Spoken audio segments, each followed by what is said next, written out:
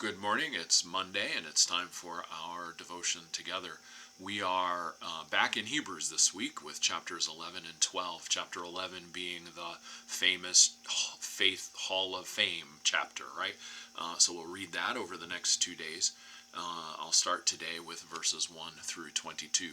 Faith is the reality of what we hope for, the proof of what we don't see.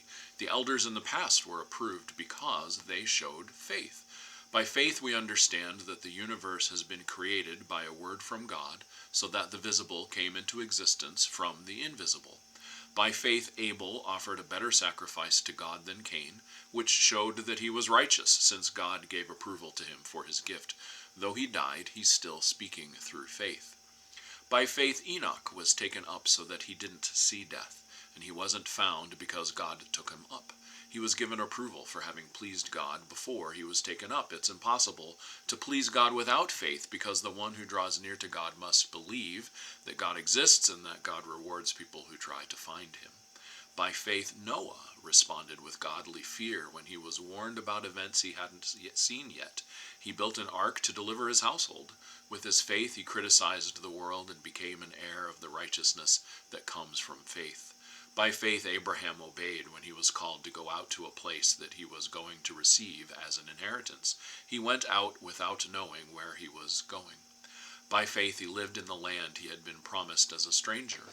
He lived in tents along with Isaac and Jacob, who were co-heirs of the same promise. He was looking forward to a city that has foundations, whose architect and builder is God. By faith even Sarah received the ability to have a child, though she herself was barren and past the age for having children, because she believed that the one who promised was faithful. So descendants were born from one man, and he was as good as dead. They were as many as the number of the stars in the sky, and as countless as the grains of sand on the seashore. All these people died in faith without receiving the promises, but they saw the promises from a distance and welcomed them. They confessed that they were strangers and immigrants on earth. People who say this kind of thing make it clear that they are looking for a homeland. If they had been thinking about the country that they had left, they would have had the opportunity to return to it. But at this point in time, they are longing for a better country, that is, a heavenly one. Therefore, God isn't ashamed to be called their God. He has prepared a city for them. By faith, Abraham offered Isaac when he was tested. The one who received the promises was offering his only son. He had been told concerning him, "Your legitimate descendants will come from Isaac." He figured that God could even raise him from the dead, so in a way he did receive him back from the dead. By faith Isaac also blessed Jacob and Esau concerning their future. By faith Jacob blessed each of Joseph's sons as he was dying, and bowed in worship over the head of his staff. By faith Joseph recalled the exodus of the Israelites at the end of his life and gave instructions about burying his bones. And we'll stop there and pick that up tomorrow.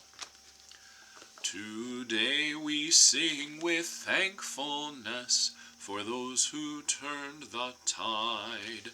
Confined by narrow boundaries, they knew your call was wide. Demanding change, they led the way with passion and with pain. They touch our lives across the years, their legacy our gain. Today we sing of holiness, of healing touch and word, of disappointment deeply felt, convictions understood, of grace that lets forgiveness flow within community, of love that seeks to reconcile, restoring unity. Today we sing with restlessness, we ever look to you. Infuse us with your Spirit, then give us your work to do. Fill us with courage and resolve, and grant humility, as we employ our minds and hearts to right the wrongs we see. Today we sing with hopefulness that we may carry on to honor past accomplishments, the steps we built upon. And what of those who follow us?